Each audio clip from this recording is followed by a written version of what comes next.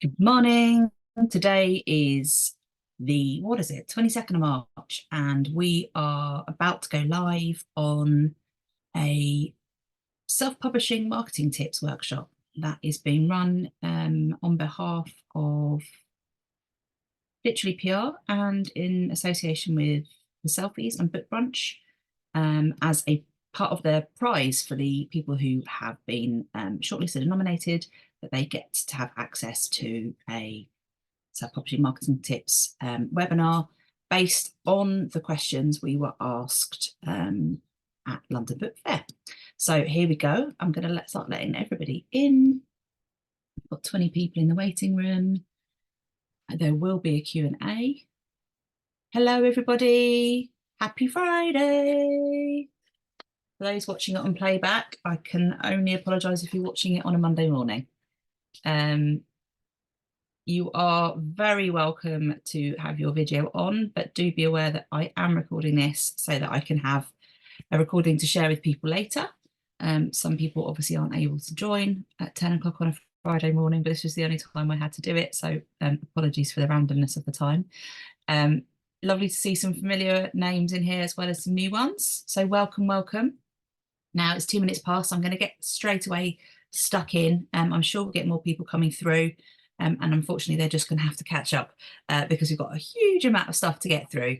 There will be a time at the end for Q&A. I would absolutely love to hear your questions. You can unmute yourself and ask away whatever you like around marketing, your book, building your author brand, whatever you want.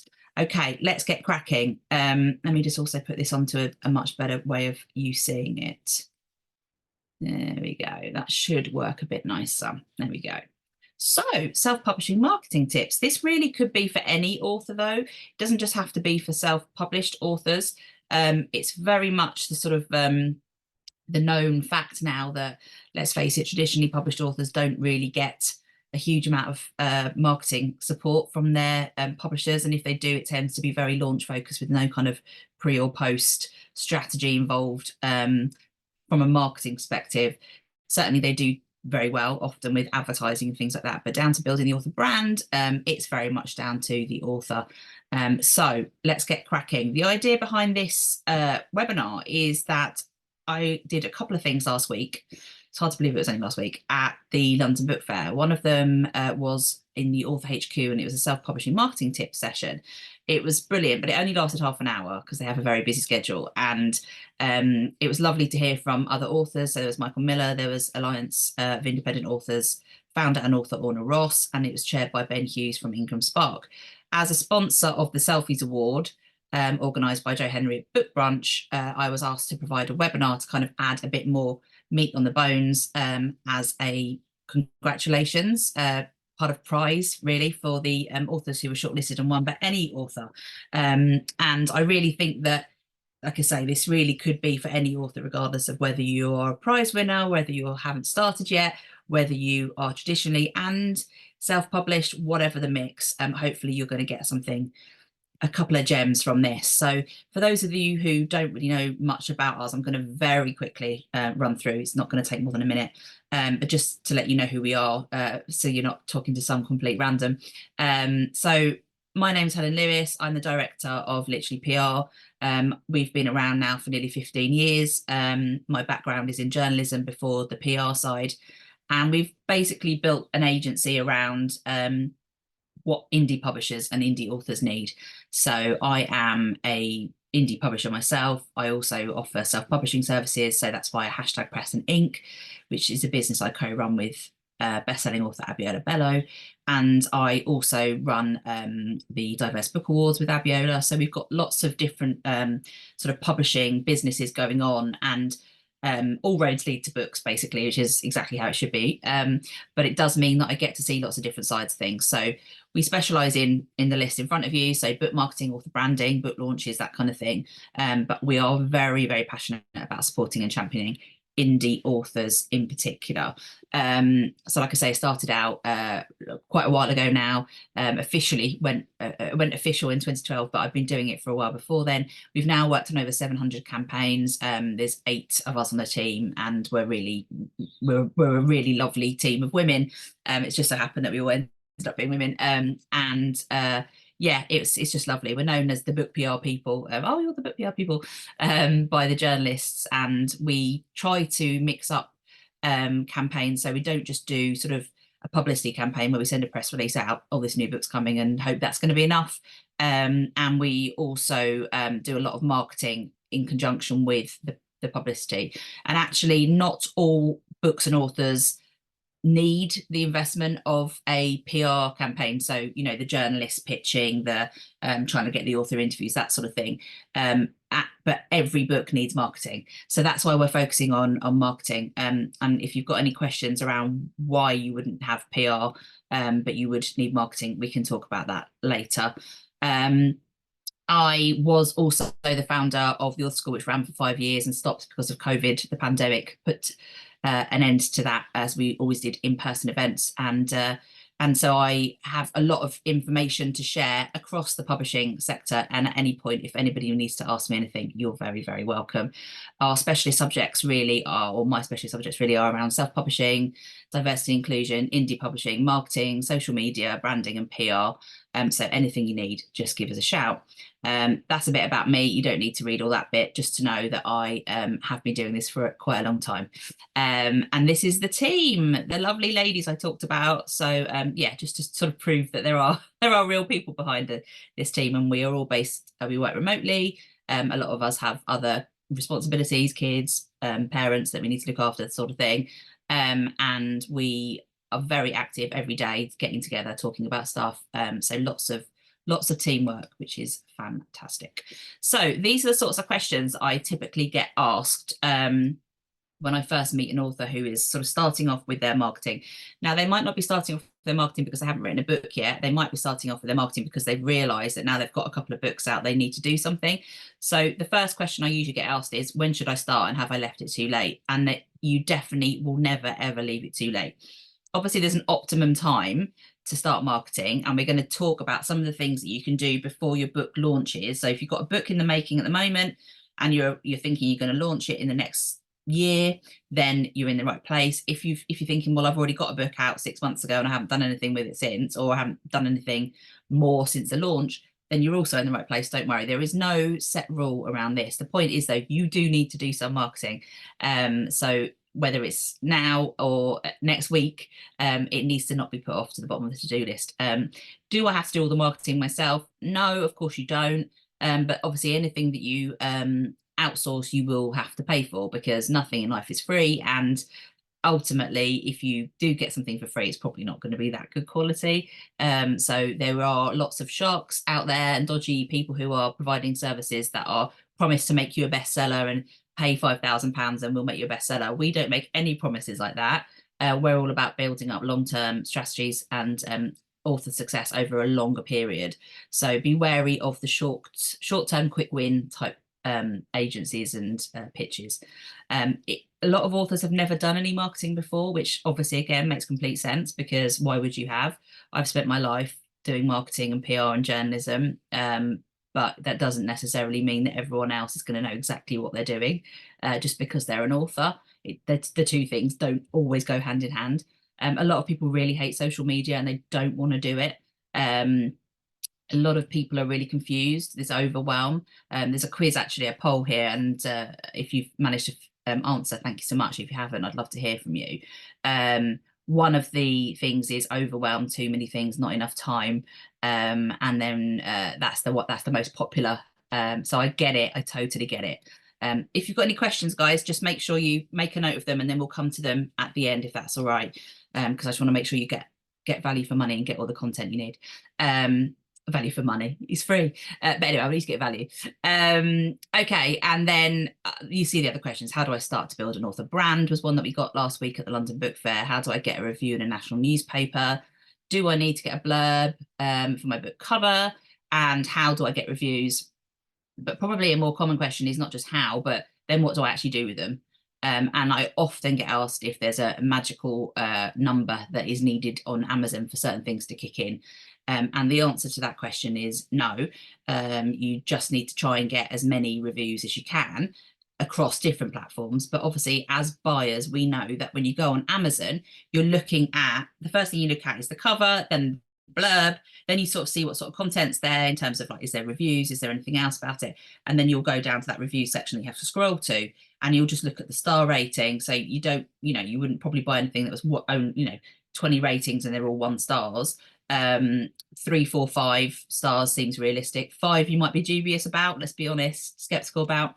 And then the other thing you do is probably read the top few reviews just to make sure that it is the sort of book you want, and then you'd buy it.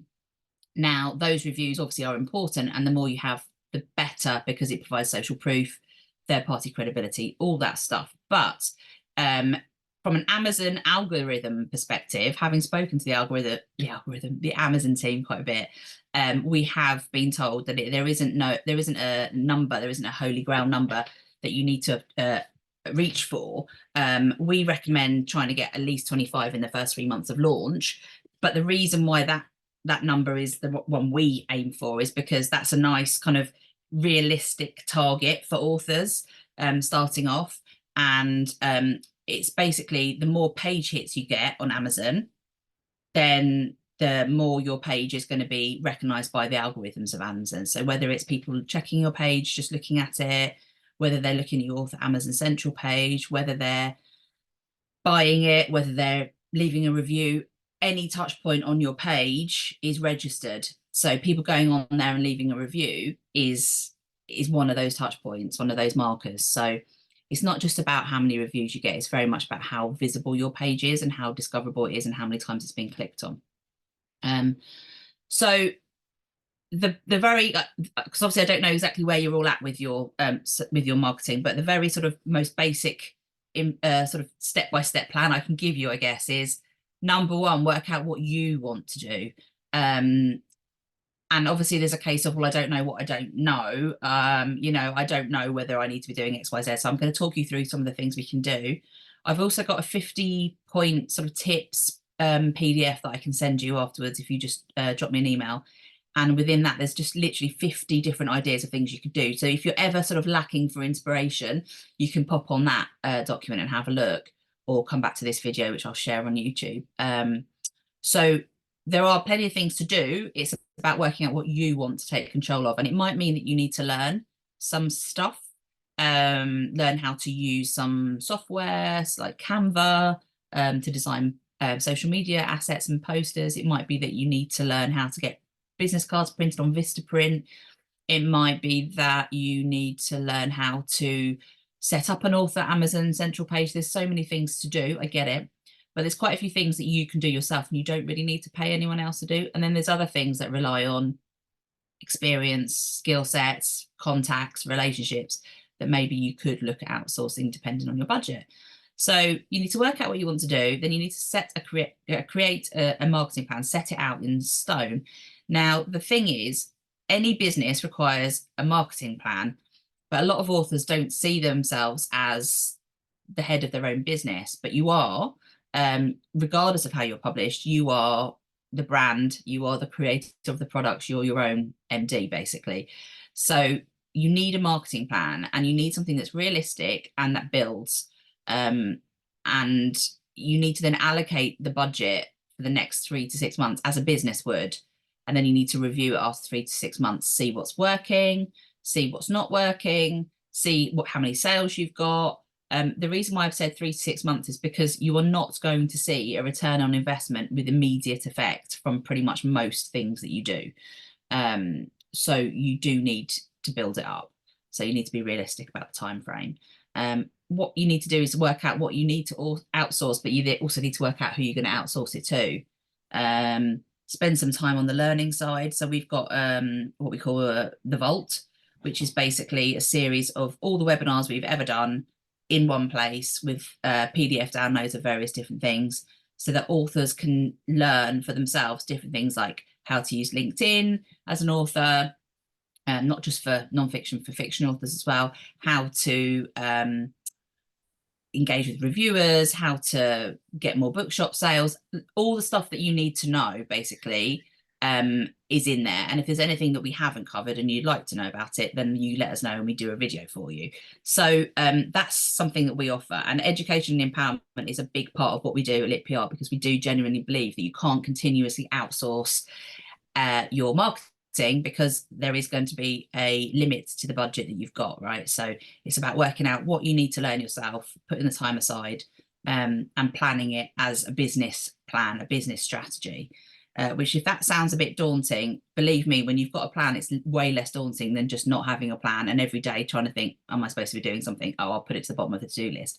Because you will then, all that work you've put into that book will then get lost, because you won't be marketing it beyond your immediate network. So the big question, when do I need to start marketing my book? So traditional publishers, they vary in terms of the size of the advance they've given, the author, who the author is, what other books they've got coming out, blah, blah, blah, blah. But usually there's a 3 to 12 months pre-publication window where marketing starts to pick up, whether that's a cover reveal a few months before the launch. So that could be anything from sort of 3 to 4 months before, whether it's starting to get them signed up for literary festivals around the launch, that kind of thing. The marketing starts quite early for a lot of these bigger publishing houses.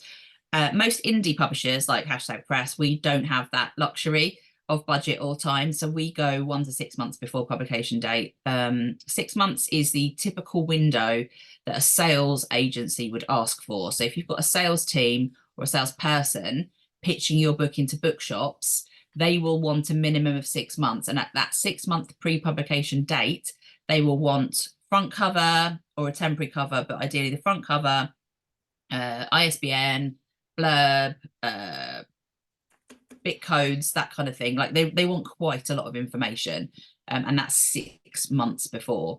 The reason why they want it 6 months before, these salespeople, is because that's the bookshop timeframe. So bookshops will be signing books now for 6 months' time. Okay. But as a self-published author, you get much more control over when to release the book. And there's that ability to just click the button and make it go live as soon as you feel like you want to. However, we don't recommend you do that. We recommend you get the book to a position where you're completely happy with it. You've got the ebook, if you're doing that, the paperback, you've tested it, you've done a print run, you know it's good. And then you give it 1 to 2 months minimum before the publication date. So ideally you would start marketing the book whilst it's in production, if that makes sense. If you've got any questions on that, feel free to write them down and then ask me at the end. You really don't, as I said, need to do all the marketing yourself. And I don't know anyone that can do the marketing, the sales, the writing, the admin, everything that it requires. It's so much work. That's why traditional publishing houses have big marketing teams, and they still don't do all the marketing for all their authors. So this is your chance to take control of how your book is launched. It's your chance to really market directly to your audience. Don't feel like you have to do all the things. You can't be all the things to all the people. Look at what you can outsource and have a think about how you can learn more. So for example, we have an author brand coaching course. It runs for 10 weeks. Some of you are on it. I know I can recognize some of your names. And it's basically once a week we have coaching session with group coaching, and I talk about a different element of the 10 C's of our author brand framework. And then you get one-to-ones with the team. You get access to a Facebook group where you can ask questions. So it really helps build your author brand, but it builds your knowledge, which is the most important thing. Where do you start in building your author brand? So like I say, look at things like our 10-week course. You can have a look at what other authors are doing in your genre. But the main message I want to put across here, step 1, is be really super clear on who your audience is. So whenever we are doing a new business call with a client and they say, or an author, and they say, oh, everyone's going to love my book from the age of 0 to 99, that's terrifying for us, because that's completely impossible, and B, how do we market to an audience that big? It's just too difficult. So get as much data as you can about who reads books like yours, who's buying books like yours already, and think about so comparative and competitive titles and authors. And just remember that your author brand is all about perception. So brand is just how people perceive you or perceive that product or company or whatever. So how are you as a writer already being perceived by the readers if your book's already out there? And the bigger question is, how do you want to be perceived? And then that needs to align. And that's the sort of thing we dig into quite deeply in the author brand course, which is really fun. So I'm going to run through 10 marketing tips. We're going on time so far, so this is wonderful. 10 pre-launch marketing tips. Now I could do a whole session on post-launch, but we haven't got enough time in this hour because I'm also going to talk about events. So let's crack on and get as much as we can done. And then maybe if there's interest, you can let me know and I can do a post-launch marketing tips one. So the first one is to really think about your publication date. Okay, so is there a media angle, an awareness day, an event, or a talking point that you can hook that publication date onto? The fun thing about indie, but being indie, is that you get to choose when your publication date is going to be. So think about what you could do. For example, we've got a Writing for Health and Healing Day happening on May 13th. We're scheduling a load of different events online that are all free throughout that week on different topics relating to writing for health and healing. And if you would like to be involved in that, again, let me know. You've also got, well, book day, so that's a great one for kids. Look, books. You've got Christmas books, which you can do from October. There are so many things you can do. It's worth just doing a bit of a Google and just seeing if there's anything that you think could be a good hook for your book launch. The next one is be really clear on your production targets and your ETAs for your estimated time of arrival for the various files, which will be important for the whole process. Don't get stressed out if you need to push something back in terms of a publication date because you are struggling to meet your production targets, or there's been a problem with the printer, or there's been a problem with the cover design. Don't stress about it. It happens to the best of us, to many of us, but do have a production time frame. So good old Excel or Google Docs, just work out ETAs for proofreading, typesetting, when you're going to get those ebook files, when you're going to get that final PDF of the book, when you're going to get the final cover. And then if you're going to print a print run, or even if you're doing POD, when are those first printed copies going to be available? You need to factor these then into your marketing plan.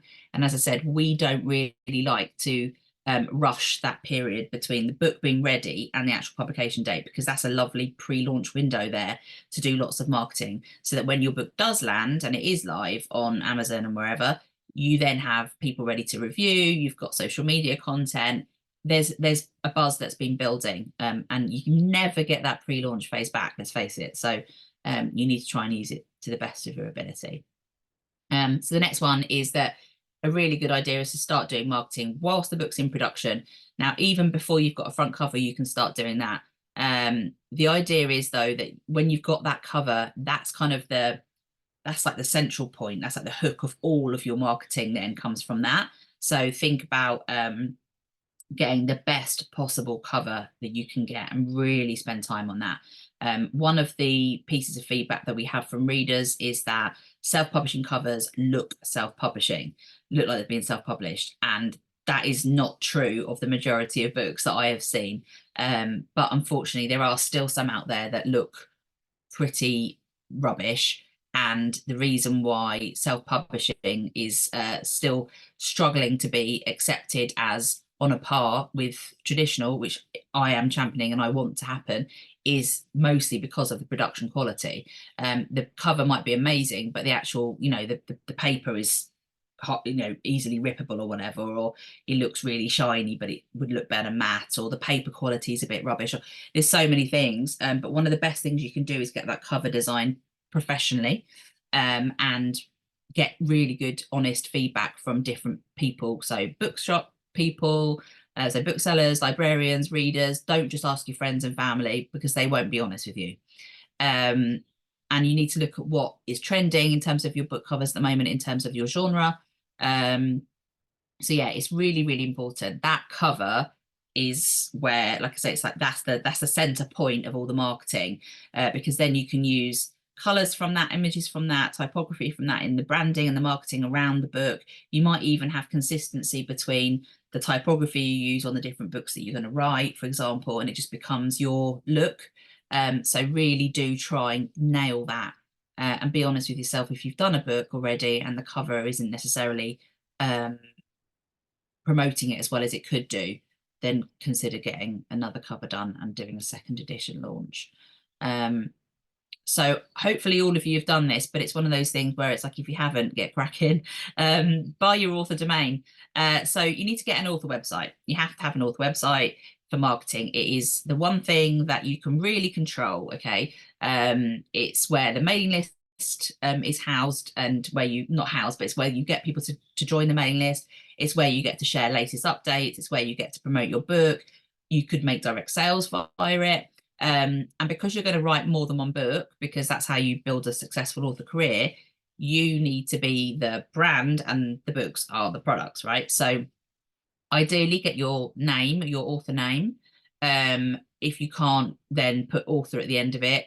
Think about different combinations of things you can put together, but ideally you want your name to be there and you don't want it to be complicated or too complicated. The next tip is to secure author handles on the main social media platforms, even if you've got absolutely no intention of using any of them anytime soon. So I've given you the example here of @JoeSmith author. You need to keep a list of all your handles and passwords. You'd be amazed at how many times we've had authors come to us and say, I have got an account, but I can't access it, and I can't remember what email I put it up to, and I can't now reset the password. So that's all gone, and we have to create a new one, and they've lost that really good handle. So have a think about all the different platforms there are. I've listed some here, and start just securing those basically. Like I say, don't have to use them anytime soon, but please make sure you are the one that owns your author name on social media, and grab as many of them as you can across the platforms. Next one is to really think about the colors, the fonts, the aesthetics that you want to use in your marketing and branding. It doesn't have to mirror the cover, because if you're writing different standalone books with different covers and blah, blah, blah, then obviously that's not going to work. But for the marketing of that specific book, for example, we would create a press release and use the colors from that cover for that press release. So you can kind of use it and inform your marketing materials from the brand palette, the color palette. You can also add that palette to Canva. So if you've not had a look at Canva, definitely sign up to that and have play around. It's free to use. You can pay for a premium account, but you can get quite a lot from the free version. It's a great place to create social media content. So you basically would create an asset. So for example, a review post, and you kind of have it laid out with the colors and the fonts and everything that you want. And then you can just then drop in the review quotes as you get them. So you've already got it lined up. It's super easy to use. It saves it all there for you. You can download it to whatever size you want. So it sizes it for Instagram stories. It sizes it for Instagram grid posts, Twitter, all the things. So it's a really cool thing to use. Canva's definitely a recommended tool. Number 7 is get some professional color, high-res author photos taken.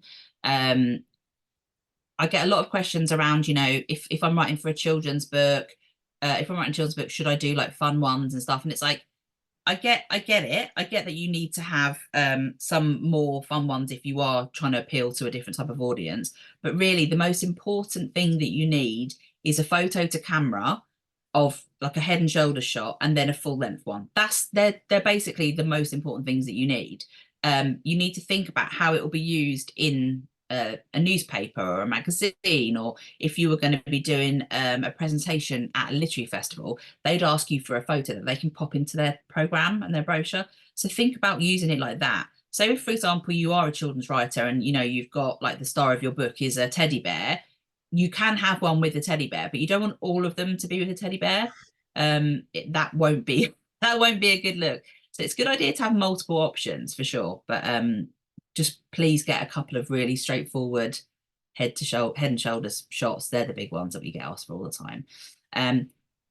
I have sessions on mailing lists that literally will last hours, so I can't really go into too much detail at the moment about mailing lists. If you've got any questions, like I say, keep them and we'll have them at the end. And yeah, we'll get to them as soon as we can. We're doing well on time. But start to think about building your mailing list if you haven't already built one. This could start as a spreadsheet of contact details of people that you're connected with already. So look through your phone, look through your social media, look through your email inbox. Consider how many people you already know and how many of these people would actually be quite helpful for you in spreading the word about your book, which is basically marketing is word of mouth. Start looking into the sort of email mailing list software you can use. We use MailerLite at LitPR, and it enables you to build your mailing list, segment it by different sort of user groups. So, for example, you could have readers of the first book, readers of the second book, street team, whatever, booksellers, librarians, you know, all the stuff. And it also means that you then get to formulate a newsletter template. I'm just going to mute a couple of people that are off, that are on line at the moment. Sorry, guys, just so there's no background noise. So yeah, so oh, if we could just all mute ourselves, that'd be really helpful. Thank you. So yeah, so have a look at that. Have a look at setting up a newsletter template, and then again you can just drop in the content and just make your life a bit easier. The mailing list is the most important thing you're going to be able to build up as a marketing strategy. It's one thing that you own. Nobody can take it off you. These people have given you their email addresses because they want to hear from you, and I've been in meetings with literary agents and publishers where they've asked the author how many people are on their mailing list, and that has been a very important influential factor in them getting signed, if that's something you're interested in. So do have a think about the origins of a mailing list if you haven't already.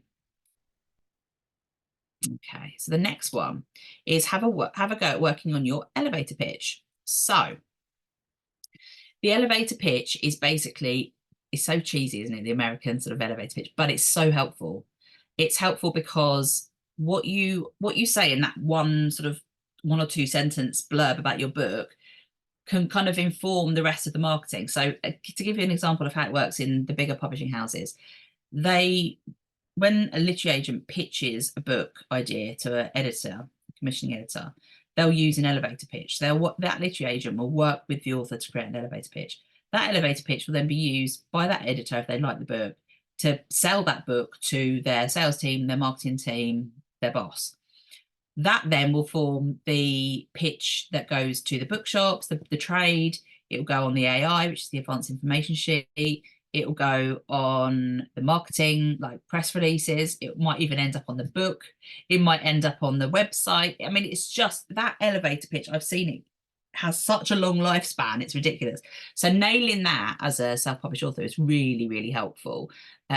Just do a Google elevator pitches for books and see what comes up. We have another document on that I can share with you as well if you want to ask me about that. But it's quite a fun thing to do. It does take a bit of time. You're not going to get it. You're not going to nail it the first time. And it's one of those things that works really well if you bash it back and forth with some other people. So if you've got any other writer friends or you know, anybody in your team that you could sort of go back and forth with, that does help to get a few people on it rather than just one. One of the other things you can do is have a look at comp titles and comp authors. So if an author likes your book, they're also going to probably have read that book or that author, because then you really get to fine tune who it is that you're reaching. And it helps with the about the book bit. And then you also need an author bio. So please, no long kind of reams of I was born in this place and I lived there and I moved there and I went to school there, unless it's relevant. No more than, I'd say, half a page of A4 is required. And you really need to focus on why your main question that you're asking yourself when you write your author bio is what's relevant to the reader and why am I the right person to write this book? So hopefully that helps. You can use all of this information to create what they call the advanced information sheet, which is an AI. You might have heard the term AI, not artificial intelligence, bandied about. And it's basically a one-pager that bookshops are usually sent, and definitely were always sent back in the day, with the key information about the book. So they've got everything in one place. We create what we call an AIMS document, which is an advanced information media sheet. So it's very similar to an AI, but it has more things like talking points, media angles, hooks, a bit, definitely the elevator pitch, a bit more sort of salesy, marketing-y. It's a good idea to have one of those, get printed copies to give to the booksellers that you're speaking to, have one in your bag wherever you go. And they're really helpful for us for pitching to the media, so they should be for you too. If somebody says you've got any background information you can give me on the book, then yes, I've got this AI I can send you. You know, it works quite well. Okay, the last tip I'm firing through them, sorry guys, but we've got so many things. I could literally do about, what, a full week's worth of content just on pre-launch stuff. So I've struggled to pare it down to just this. But yeah, build a list of the people you can approach for help with two things. The first thing is, this is all pre-launch stuff. The first thing is blurbs and endorsements. So it's the sort of thing that you see on book covers, on praise pages. You can see them on advertising campaigns. You know, Joe Smith's memoir is the best I've ever read, says his mum, kind of thing. And then you can also use that list of people to get an ARC, so an advanced reader copy, out to early readers and ask them for a written review that they can email to you, and a promise, but you will need to remind them to cut and paste that over onto things like social media, Goodreads, Amazon, as soon as the book's on sale. So you can't leave a review on Amazon until the book is published. You don't have to have bought the book on Amazon to be able to leave a review, but you do need to have an Amazon account, and you need to have bought, I think it's something like 30 quid's worth of stuff over the, you know, the past year or whatever. So it does need to basically be an active Amazon account, but they don't have to have bought that book on Amazon. Just a quick reminder, if you haven't done the poll yet, I'd love to know what you're thinking. There's about 12 people that haven't had a chance to do it yet.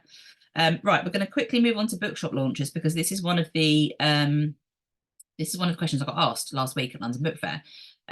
So if you're thinking of doing a bookshop launch, brilliant. You don't have to, is the first thing. There is no rule that says because you're an author and because you've written a book, you have to do a bookshop launch. The other rule that the myth that I want to dispel is that you don't have to do a bookshop launch on the day your book comes out. In fact, I would recommend you do it slightly after, because what you don't want to do is have any production problems and be like me one year, where I had to drive down to the printers in Eastbourne to get the blooming book for the book launch, because the author hadn't managed to get it delivered on time. So that was fun. But if you make friends with your local bookshop managers and events teams and stuff, then I think you'll find it's much easier than just going in and sort of introducing yourself as being, oh, I'm an author, now I'm interested. So build up that relationship as soon as you can. But even if you haven't, still go in there and speak to them. Top tips: Waterstones, indie bookshops, that sort of thing. They're all pretty much, most of them are open to doing a bookshop if they've got space. Whether they'll take you and your book, I don't know. Some bigger chains are a bit snobby about self-published books, but all the ones that I've ever worked with have been pretty cool with it. As long as it's on Gardeners and they can order it in, they're pretty good. Indies are much more open to supporting local authors that aren't necessarily in the traditional process of pipeline of book supply. They usually ask for a minimum guest number. So Waterstones, for example, once cancelled the event for one of our authors because they wanted them to have 60 people in place, and they had 45, believe it or not. So that was kind of frustrating. We ended up finding a different venue, and it was fun and brilliant. We ended up going to a bar, actually. But, you know, last minute panic and stress, not what you need around the time of launch when there's a million and one things to do. Some bookshops I've worked with provided the wine, the staff, they sorted the books out, the displays, they've tidied up, they've done the whole thing. Wow. So really everyone's different, and it is definitely worth having a chat and finding out the options, and you know, find a few options and work out which one's best for you. Here's some questions for the bookshop team. If you are going to do some sort of event in there, remember, it doesn't have to be a launch event. It could be an event for the book's birthday. It could be an event for an awareness day, whatever. You know, you can, this is what I love about marketing, is you can kind of hook it onto anything. But check how many people fit in the room, go to the room, take photos, do a video so you can see it later.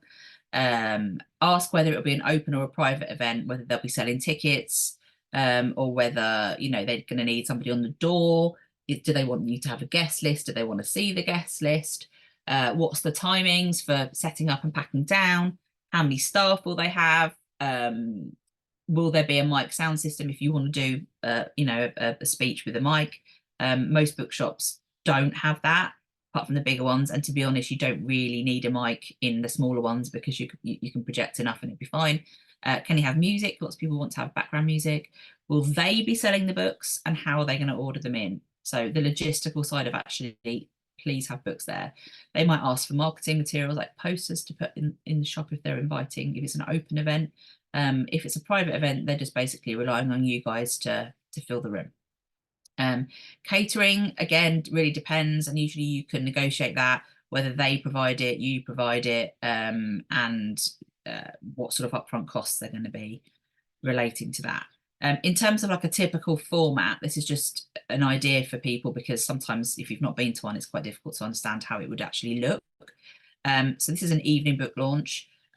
Just so you know, most people don't come to book launch events on a Friday night unless it's somewhere pretty cool. So we find that Thursdays are a really good night to do a book launch, or bizarrely Monday, because people kind of go into the week with a bit of energy sometimes. By midweek it can lag, let's face it. So 5 to 6, give yourself a good amount of time to arrive, get set up. Even pulling out the roller banner and sort of displaying the books can take a while. Have a few people with you if you can. If you're doing things like goodie bags, then you probably will want to get those packed up on site rather than carry them all in. So that sort of thing. Laying out your printed copies of your press releases, all this. So there is quite a lot to do. An hour, I say, is the minimum amount of time you want to give yourself for that, especially if it's just 1 or 2 people. I usually like to have a window of about an hour for guests to arrive, offer them a welcome drink, or have a table with welcome drinks there, offer a soft drink option for sure. You don't have to have booze there if you don't want to, but the number of book launches where people have come up to him and, why have you only got red wine and white wine? Where's the, spirits, and where's the beer? And it's like, so you can't please everybody. So just think about what you want to offer and what makes sense for you and your readers. Try and have someone going around encouraging people to buy the book before the speeches start and get it signed by the author. You can use the excuse of they're going to be really busy after they've done their talky bit. Think about having some sort of entertainment or activity to keep people going. Not everybody likes going into a room and not knowing anybody, or not only knowing a few people. Some people might be there and they only know you, but you're going to be super busy chatting to everyone. So, sometimes it's a good idea to have some sort of entertainment or activity. Examples being, we've had magicians, caricaturists, we've had live music, we've had a quiz, like just a little quiz that you fill out, we've had Christmas cards for people to write. There's so many things you can do, so get a bit creative. I usually allow about half an hour for the speeches bit, and that can form anything that you want in any way that you like it to and how you feel comfortable. But an average kind of event would be author welcomes the guest, talks about the books, and then potentially does a reading. Don't do any more than 2 minutes of the reading. Sometimes it's quite good to have a Q&A between the author and someone else, so a journalist, a reviewer, the bookseller. Traditional publishing world, it would be your editor or your literary agent would do that. And then you can, if you're feeling brave enough, open to questions from the audience, and then leave an hour afterwards for people to have whether it's cupcakes or canapes or whatever it is you're doing, and that's when you encourage people to buy the book and get it signed and meet the author, and then allow some time to help with the packing down and the clearing up. Even if the bookshop said they'll do it themselves, it leaves a very good impression if you are getting stuck in and doing that as well. Running out of time, so I'm going to zoom through this. Here's a list of the questions to consider for launch events in bookshops. You will get the PDF after this. You'll get a link to it, so I'll send it to everybody who signed up on the Eventbrite. So if you do, you don't need to take notes or anything. You can just literally just ask me if you don't get it, but you'll get it via an Eventbrite link. So these are the sorts of questions you can ask yourself. And then there are other ideas, of course. So online events obviously became quite a big thing during the pandemic. It's a good idea to have someone host you and interview, so it's not all on you in terms of letting the people in from the waiting room, answering the questions, keeping the energy up. It's a lot. So we do host online launch events and just general events for authors. Again, have a look at our Writing for Health and Healing Day as well, because we're currently open to submissions of ideas for online events. If you want to start doing a few more online events, that might be something you could get involved in. There's things that you can do to keep the energy up during a online launch event. Online scavenger hunts, ask them to take a photo and share it, a photo of the screen and share it on their socials, and they get a chance to win a book. You can do quizzes, there's loads of stuff to do. You need to offer something to the guests they wouldn't get unless they attended the event, though, which is quite difficult to create that buzz without. So have a think about if you're going to offer them something, you know, is there going to be an exclusive announcement? Are you going to do a giveaway? Are you going to have a guest appearance from someone else? Blah, blah, blah, blah. And then there's loads of other places that you can host a book launch. You don't just have to do it in a bookshop. The list there is of some of the places we've done before, from a church to an office to a spa to a library. So yeah, and themes are always good as well. So that gets people quite excited. And you can do a theme online as well. It doesn't just have to be in person. So the examples I'm giving you are real examples of books, book launch themes we've done. So Christmas in July, a beach party, a massive big book launch with 15 authors launching on the same night, which we're also going to run again this year, called the Big Indie Book Launch. A chocolate themed one, a Sober October one, so loads of lovely kind of alcohol-free drinks, a plant-based one, colour themed, so black and white, pink and gold. There was Halloween spooky fancy dress costume one, and there was an 80s one. So loads of cool stuff that you could do. Social media is something that I do think everyone does need to look at doing, just like you need to have an author website. Don't feel like you have to be on all the platforms. You need to think about your audience, where they're going to be, and you need to think about what's realistic in terms of how many hours you've got to dedicate it to it. But I would say at least 1 to 2 would be a good idea, and to be consistent on those. Reviews in national newspapers are pretty tricky to get, because it's all about relationships and who you know. Also, they tend to favour the bigger publishers, to be quite honest. But that is not to say it's not within the realms of possibility. It is possible, and you just need to, again, make sure you tap into their time frame. So get the book over to them in the highest quality possible as an advanced reader copy before publication date. Some of them want it 3, 4, 5 months before, so you know, do think about that. Then again, if there's something topical in there that's trending in the news or something, and the book's already out, you can also send it to them for consideration. You don't need to get a blurb or an endorsement for your book cover, but it can really, really help. It signposts what the book's about, who it's for, and gives credibility to that book. And then the whole reviews thing. So we run online book review tours at LitPR, which is basically where over a period of 2 to 3 weeks, an author's book will be oh, I've gone back to the same page. There we go. An author's book will be pitched out, and it will be reviewed on set day. Usually our average is 22 different review stops, so it's usually about 3 weeks long. It often happens just after or just on from the publication date, so it gets those early reviews in, gets buzz around the book, that kind of stuff. And it's a really good way of kicking off your book launch. Again, as I'll send you the link, you're going to have you can have access to this, so you can be able to see the differences between reviews and endorsements and blurbs. There is a difference between a review and an endorsement. So think about who you know, who you can ask for a review, who you can ask for a blurb. Don't go for the easy wins just so you can tick it off your to-do list. And really think about who your audience is and whether that audience is within their network. Like I say, online book review tours are something you can pay for that work incredibly well and give you lots of new followers and connections, provide guaranteed reviews, and are very useful when in your marketing for wider marketing. So speaking gig pitches, literary agents, that kind of stuff. And there's us. So I would love to have 10 minutes of a Q&A. Then if you can connect with us at LitPR on our socials, that'd be amazing.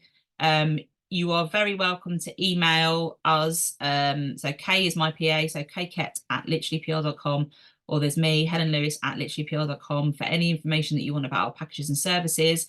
You can also email or DM us for the free 50 marketing tips for authors PDF, and anything else that you think would be helpful. Feel free to ask, and I will do my best to offer some help.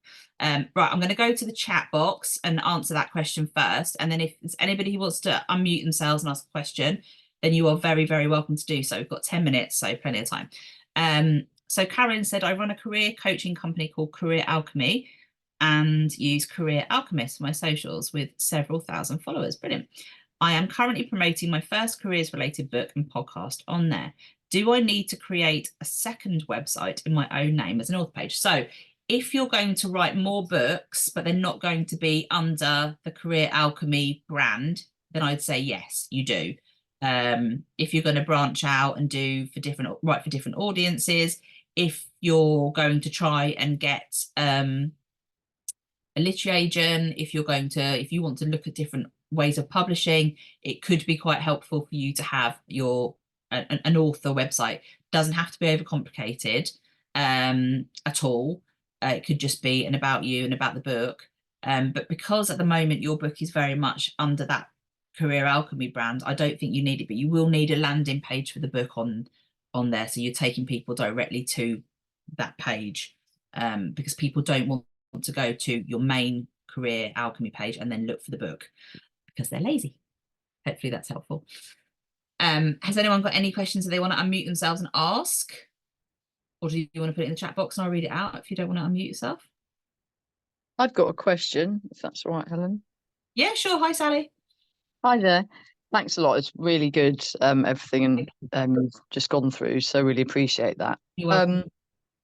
So I'm really new to this. I self-published my first children's book back in October last year. Okay. And having, I did all the getting it onto Nielsen. It's available in, Waterstones, etc. Yeah. But it's all still such a learning curve for me, in the sense that I've obviously had no PR, no marketing. I've now, having learned more about the book and I suppose how things could be done better, I'm thinking about adding more illustrations and, jigging it up, so to speak, to give it more opportunity.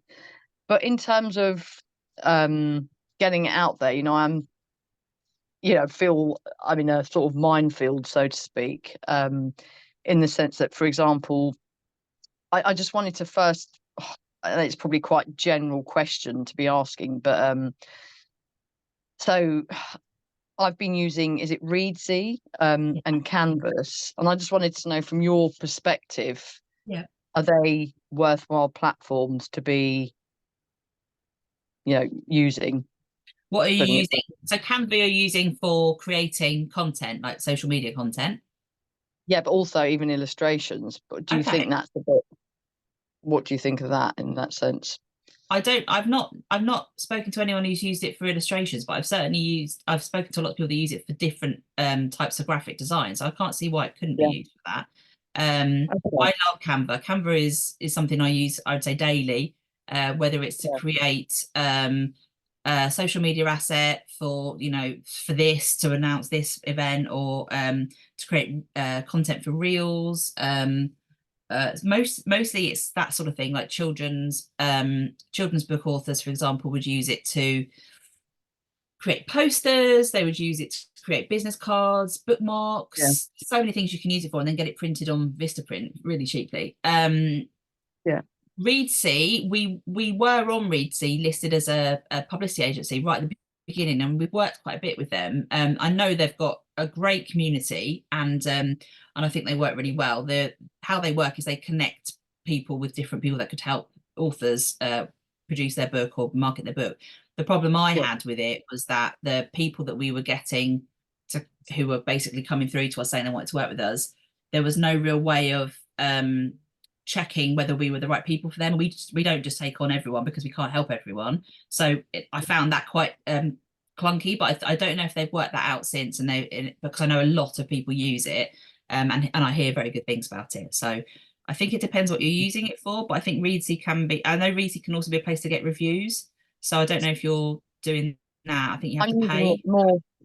I'm using it more for like the formatting. It's still very early stages because I've started my second book, and I'm just using it more, I suppose, as a formatting platform in terms of, fonts, having it all in one place and that side of things. Yeah, I mean, I think whatever works for you, to be quite honest, and if that's something that's working, no problem. There's no problem with that. I mean, I know lots of authors that work with indie authors that work with professional typesetting companies to make their book, turn it from a Word document to a really well laid out book. But again, with a color illustration book, that's a different kettle of fish. So all right. it requires more. But yeah, they're two good places, but there's lots out there. I think the vault would be really helpful for you actually, Sally, if you're kind of looking into different places, because we that would be a lot of there's a lot of resources in there that would really help you. So I can send some information about that. That'd be brilliant. Thanks so much, Helen. You're really welcome, helpful. Sally.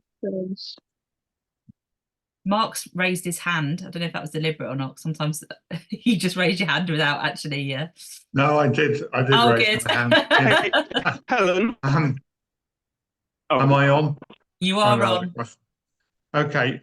My book came out a few months ago, and yeah, I found it very interesting to look at this now. And I think I tick most of the boxes of what you've been talking about. But it's been very useful to kind of confront the things that I can and can't do. So yeah, thank you for that.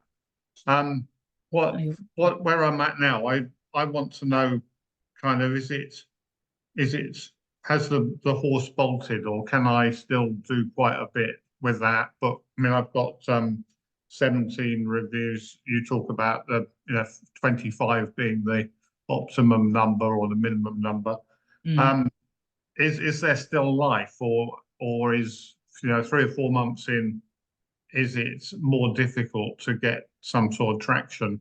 No, there's definitely still life, because I would say that I think I will do a sort of a post-launch webinar like this, so that to help people like yourself, because there is this fear of, oh, the whole, like you say, the horse is bolted, there's nothing more I can do. That's not the case.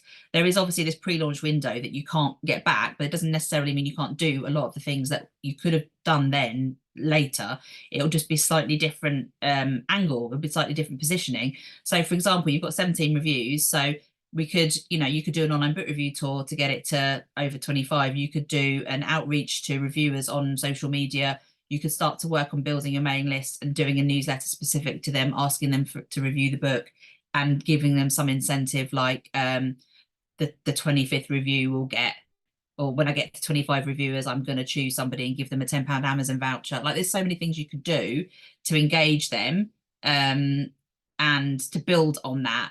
And it's never too late to start. So I've got people who have been working with us for about 3 or 4 years and have been putting off the mailing list. And I found that the mailing list is the one thing that really people do really put off a lot, as well as social media, because it just seems too techy and difficult to understand. And I totally get it, to the point where I delegated our mailing list to one of the teams. So I was like, I just don't know how to, I haven't got the time, I can't learn this. And then when I looked at it, it was so easy, So I think it's one of those things where you sort of put it off and it becomes too big and then you can't do it. But actually, having a mailing list is so important. It is the only thing that you as an independent author own yourself. Social media could be taken away at the drop of a hat. Your website could be delisted. Your book could suddenly be made unavailable by Amazon. There's so many things that can go wrong.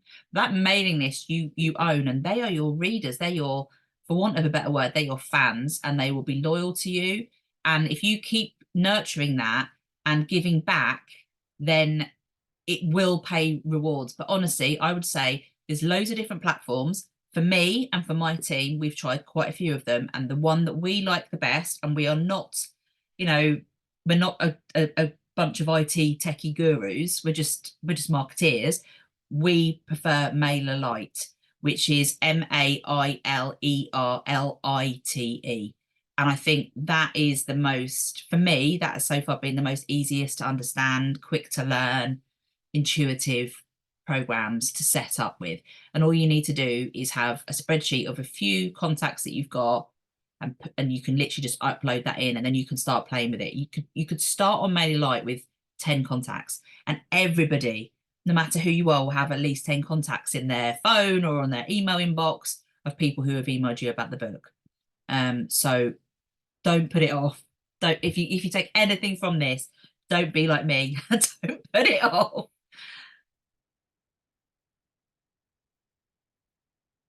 I think we've got one more question. Russell, your hand's up. Hi, Helen. Yeah, can you hear me? Can you hear me? Hello, Russell. Yep, I can hear you. Thank you so much for your time this morning, and thanks for the tips. That is very useful. The thing that I wanted, and I think, like you said, maybe there's a whole nother session or sessions in this. We've done things like the website. So we've got inkyflamingo.com, which is the brand that we're selling our books under, their children's illustrated books. What a brilliant We've done the name. same. I love that. Inky Flamingo. Thank you. That's cool. Inky Flamingo, yeah. We've done the same on social media. Not a huge social media engagement, Okay. so only maybe around 1,000 or so on something like Instagram. I've taken a bit of a lead in contacting all the libraries in the UK so that they could see our book and they could have the opportunity to buy it. I've also emailed every bookshop in the UK so they can see the book and they could buy it. And in some areas, we have some really good success. In others, people just don't want to know. Yeah. So I think my question here is, like the launch event you spoke about, I think that generates a bit of interest, doing reviews of it. But how do you move from doing these onesie twosie things to this sustained selling or even growth? How do you do that? That is such a good question. And I'm going to write that down. How do you move from 1 to 2 sales ops and launch to growth? Because that is the key question that I think we'll answer in the next one in detail. But the very top line thing is consistency, which so the fact that you're doing all these things is amazing. But my questions back to you would be, for the ones that haven't engaged with you on the libraries and the bookshops front, what have you done to follow up? Is there a plan? On the social media, you're saying you've got 1,000 people. That's a very healthy start. What have you got a social media content plan? So in other words, is there consistency in the content that you're producing? Do you regularly put stuff out? Is it engaging? Is it for the audience? If you've recognized and identified that libraries are a key priority for you, one of the things I would strongly suggest is that you try and get your books looked at by prizes, because a lot of librarians judge for those prizes. What sort of things are you looking at in terms of events specifically for libraries, and then just building up the consistency through your social media, your marketing, your output?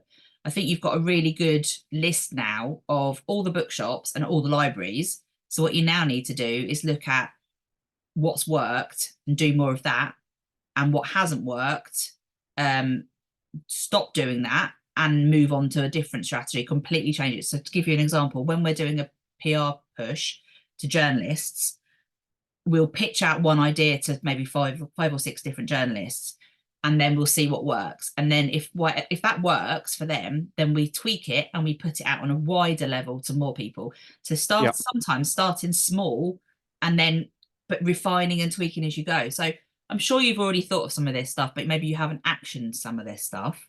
But yeah, and really think about what you can do to serve those libraries. So offer what can you offer beyond the book? Oh, you were okay. So you were shortlisted for the Selfies. Brilliant. So yeah, so you've already got that accolade as well, that you can say you were shortlisted for the Selfies, and you can kind of go back to them with that as well. So there's a few things there. Hopefully at least one of them is something you haven't done yet. Yeah. Okay. So I think the key message I take from that is be persistent. so keep persistency and consistency. Yes. Yeah. Okay. Perfect. Thank you. But don't be persistent with the same message. Be persistent. No. Be persistent with by mixing it up, and thinking about what else you can offer them. And really think about that, because if you think about the number of librarians, bookshops that get pitched by people like me and my team, by publishing houses, by indies, by self-published authors, they get so much. And what makes you and your book and your company stand out above all of the others will be A, how you connect with them and seem to understand what they want, and B, what you're giving them. So if you're just giving them, just to let you know, we've been shortlisted for the Selfies, and can we send you a copy of the book? That won't be enough. You need to think about getting something more interesting on the table for them, whether that be offering to run an event or telling them, I don't know, some special promotion. There needs to be something, you need to get creative, basically, to stand out. Yeah. Okay. Thank you, Helen. You're welcome. I mean, that was very top line, because there's so many things you can do, and it's very difficult to say it in a very short period. And we've run out. We've gone well over. But I just want to say thank you very much to everyone for turning up. As always, this would be a pretty rubbish hour if there was nobody on here. Thankfully, it's never happened yet. So long may that reign. if you have any questions at all, then you are very welcome to email me. I can't guarantee I'll get back to you straight away, but I will do my absolute best. And very interestingly on the stats, so the number one thing that everyone hates most about marketing is overwhelm, too many things, not enough time. And then that's followed by social media in general, feels too salesy, you know, the whole buy my book thing, which is, again, something we cover in the author brand course. So that's definitely worth you looking into if that's one of your problems. And trying to get reviews is obviously just a constant task. The fact that 0% of you said nothing, I love it, is hilarious. So, okay, right. Thank you so much, everyone. Really, really, really good. And if you need anything, you know where we are. Thanks, everybody, and have a lovely weekend. Thanks, Helen. Thanks, Helen. Thank you so much. Thank you, Helen. You're very Thanks, welcome. Alan. Thanks. Bye-bye. Bye. Take care.